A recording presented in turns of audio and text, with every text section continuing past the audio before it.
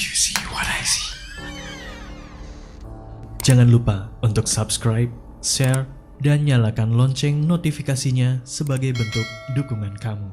Do you see what I see? Halo, gua Pian. Kayaknya udah cukup lama ya nggak kirim cerita ke sini. Gimana kabarnya? Kalau gua alhamdulillah sehat. Mudah-mudahan kalian semua sehat juga ya. Anyway, kalau Pak Lurah dan pengurus desa Sukawedi ngizinin, harusnya episode ini jadi episode 666 di Spotify. Jadi gua mau bahas sedikit apa sih angka 666 itu. Kenapa suka dikait-kaitkan sama angka setan atau iblis?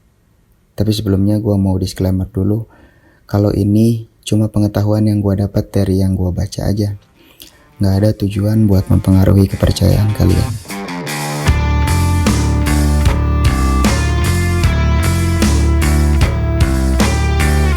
Yang pertama, angka 666 itu muncul pertama kali di The Book of Revelation atau Kitab Wahyu. Itu ada di pasal 13 ayat ke-18 yang kurang lebih interpretasinya itu gini. Yang penting di sini ialah hikmat. Barang siapa yang bijaksana, baiklah ia menghitung bilangan binatang itu.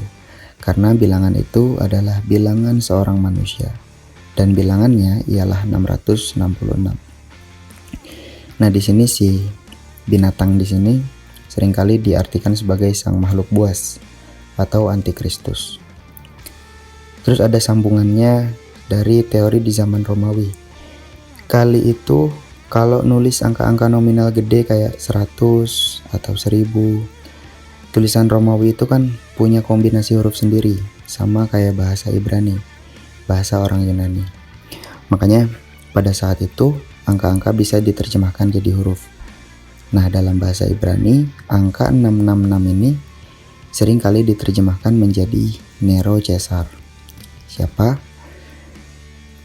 Nero Claudius Caesar Germanicus itu adalah salah satu kaisar Romawi yang punya banyak banget prestasi di bidang perdagangan, seni, dan diplomasi. Tapi si Nero ini juga terkenal sebagai penguasa tirani yang penuh kekejaman. Dia membunuh ibunya, istri, dan adiknya, lalu dia juga membantai kaum Nasrani secara keji. Maka dari itu, beberapa ahli kitab menganggap yang dimaksud dengan beast atau sang makhluk buas itu si Nero ini. Sumber semua kejahatan. Relate ya sama teori yang pertama tadi. Tapi ada juga yang bilang kalau 66 itu cuma kombinasi angka yang seringkali dicocok-cocokin aja secara hitungan buat ngasih efek ngeri. Salah satunya coba deh hitung jumlah bilangan 1 sampai 36. Jumlahnya itu 666. Terus malah ada juga yang nyocokin corona sama 666. Corona itu kan 6 huruf dan jumlah urutan abjad huruf di corona itu 66. Kalau ini konspirasi sih kayaknya. Tapi kalau gue pribadi, gue suka aja sama kombinasi angka yang sama gitu. Misal kayak 777 yang katanya angka keberuntungan, 999 yang identik sama tidak terbatas gitu. Atau ada juga 1111 atau 1212 di e-commerce. Pasti kalian juga pada suka kan? Oke. Sorry kalau kepanjangan openingnya. Kali ini gue mau bagi cerita yang gue dapet sekitar 3 tahun lalu. 2018 pertengahan. Kronologinya kayak gini. Jadi waktu itu gue berangkat ke Jakarta untuk ikut tes ujian masuk kerja di salah satu kementerian Indonesia. Gue ambil cuti 1 hari, udah beli tiket PP Bandung Jakarta. Berangkatnya aman, tapi pas pulang ternyata traffic Jakarta itu gak bisa ketebak. Waktu itu gue diantar temen, dia bilang dia tahu jalan tikus supaya gak macet. Tapi tetap aja, kita tetap telat.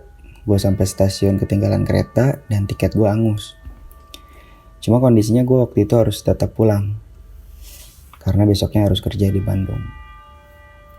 Waktu itu gue cuma kepikiran travel. Di samping lebih nyaman, ya nggak kepikiran aja untuk naik bis umum. Waktu itu udah cukup malam juga soalnya. Di situ ada pool travel terdekat yang alhamdulillah masih ada satu trayek lagi ke Bandung gitu. Tapi pas sampai di tempat poolnya tuh entah gue yang kecepatan atau emang sepi waktu itu. Sampai jam keberangkatan pun ternyata gue doang penumpang travel itu.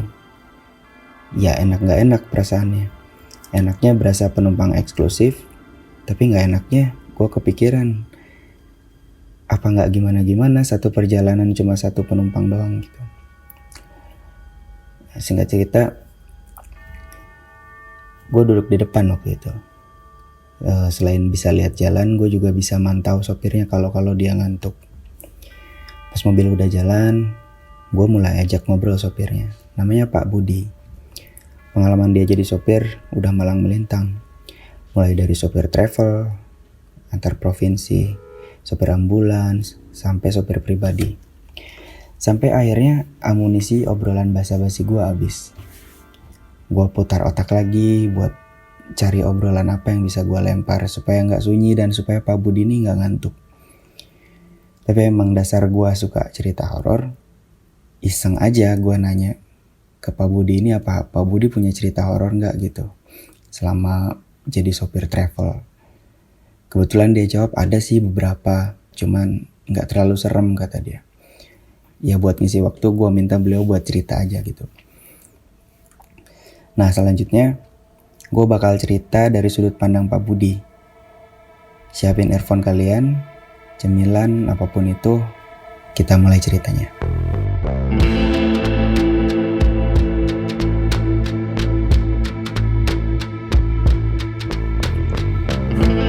Jadi waktu saya kerja di perusahaan travel antar provinsi sekitar tahun 90-an kalau nggak salah. Biasanya kalau dari Semarang ke arah Jakarta itu berangkatnya malam. Jadi paginya bisa sampai di Jakarta. Begitu sampai di pool keberangkatan, saya waktu itu cuma terima satu alamat buat malam itu. Memang biasanya kalau hari sepi atau nggak ada libur panjang kayak gitu, pengantaran paling apes ya satu alamat aja. Saya langsung berangkat ke alamat yang tadi. Begitu sampai di rumah penumpang itu, saya lihat ada seorang bapak, ibu, dan anaknya.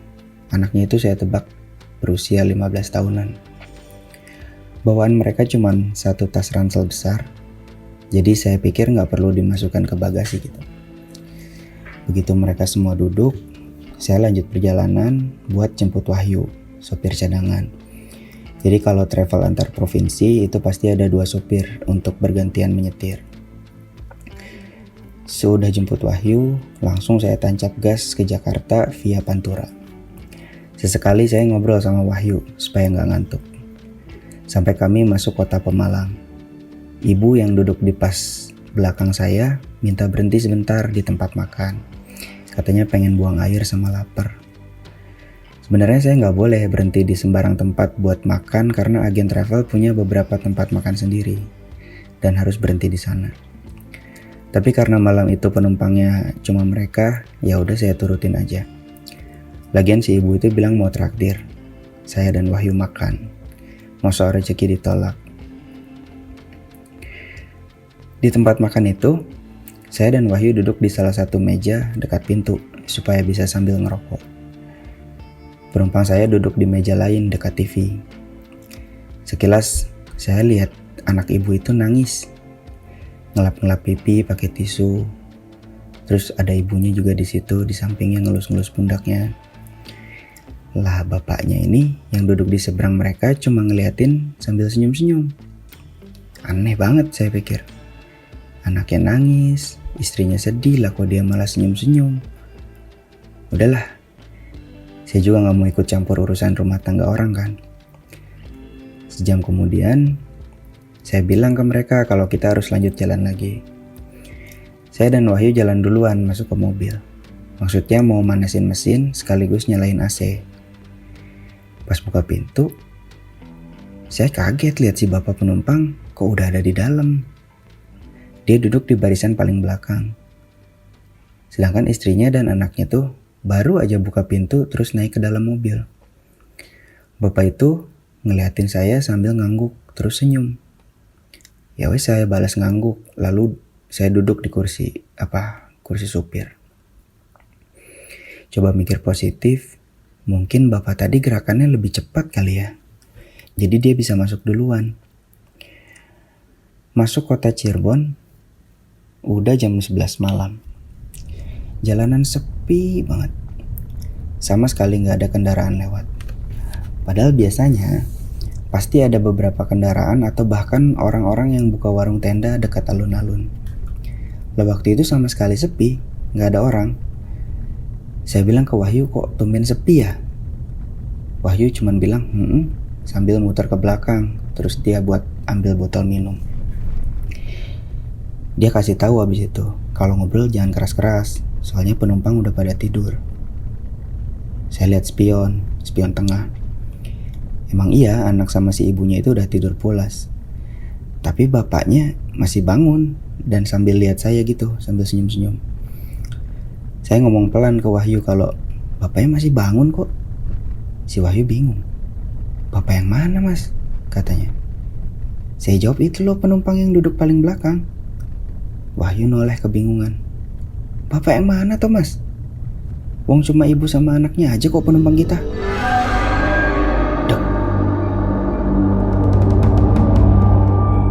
Di situ jantung saya rasanya mau copot. Saya lihat dari kaca spion jelas banget ada bapak-bapak duduk dengan badan tegap sambil senyum ke saya. Karena gak mau bikin Wahyu takut, akhirnya saya diam aja gak ngomong apa-apa lagi. Tapi tiap lihat ke belakang lewat spion, bapak itu ya masih di sana ngeliatin saya terus sambil senyum gitu. Pokoknya sepanjang perjalanan si bapak itu saya lihat selalu balas menatap saya sambil senyum.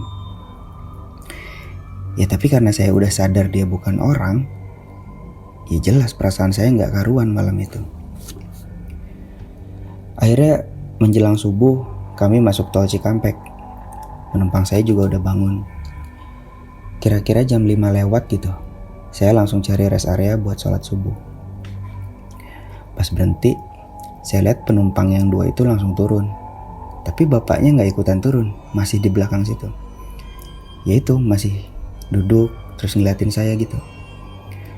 Cepat-cepat saya turun terus kunci kan pintu mobilnya.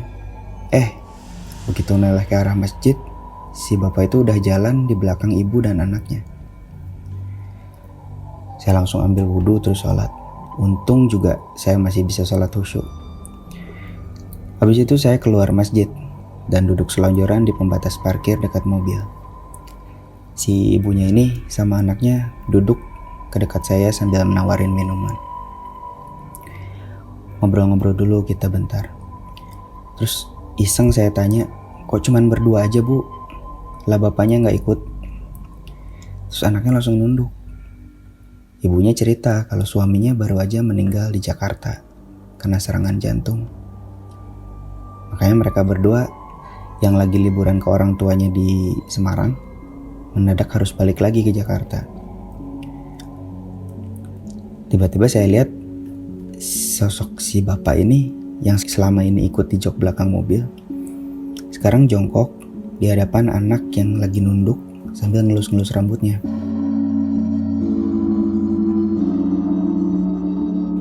Sedih sih saya ngeliatnya, gak tahu kenapa. Dan gak tahu juga gimana awalnya. Tahu-tahu saya nyeletuk. Suami ibu ciri-cirinya gini ya?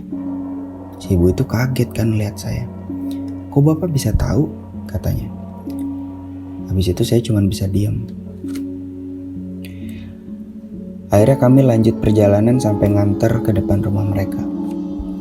Saya lihat di depan rumah udah terpasang tenda. Ada beberapa kursi dan karangan bunga. Si ibu yang dari awal saya jemput gak pernah nangis, ya mungkin dia nahan tangis supaya anaknya gak semakin sedih. Tapi ngelihat kerumunan orang yang nyambut dengan duka cita gitu, siapa yang kuat nahan air mata? Waktu saya mau pergi dari rumah itu, saya lihat bapak itu yang dari semalam nebeng di mobil saya, berdiri di gerbang, sambil ngelambain tangannya. Terus seakan-akan bibirnya berbicara, "Terima kasih sudah mengantar keluarga saya ya Pak." Semenjak itu saya nggak pernah lihat sosok itu lagi. Dah, gitu aja ceritanya. Gak serem ya? Gue yang duduk di sampingnya speechless, gak bisa jawab. Perasaan campur aduk, mungkin karena cuma ada kami berdua aja di travel itu. Jadi gue fokus banget dengerin ceritanya. Akhirnya gue bilang, keren sih pak, bisa sejelas itu bapak liatnya. Tapi sedih juga ya. Kebetulan gak lama habis Pak Budi cerita itu, kami mampir di rest area. Pak Budi lapor di checkpoint. Habis itu kami ngerokok bareng di dekat mobil sambil ngopi. Sambil santai, gue tanya ke Pak Budi, ada lagi gak pak cerita horornya? Dia bilang ada. Cerita waktu saya jadi sopir ambulans, dia bilang. Tapi mungkin cerita itu bakal gue lanjut di part 2. Takutnya kepanjangan kalau sekarang. Oke. Makasih banget buat kalian yang udah dengerin sampai akhir. Tapi kali ini sebelum gua tutup, gua mau izin promosi dulu boleh ya? Kalau kalian suka cerita horor dan pembahasannya, gua lagi bikin channel YouTube namanya Terbangun Tengah Malam. Bareng juga sama Mbak Kamanindita dan Mbak Rahel Bernadette. Salah 2 kontributor juga di Do You See What I See yang ceritanya pasti kalian udah pernah dengerin. Nah, kalau senggang boleh deh mampir ke sana dan minta tolong supportnya ya. Kalau mau cerita juga boleh. Mari bercerita, mari kita bahas bersama. Sekali lagi makasih Do You See What I See. Gua Pian, pamit.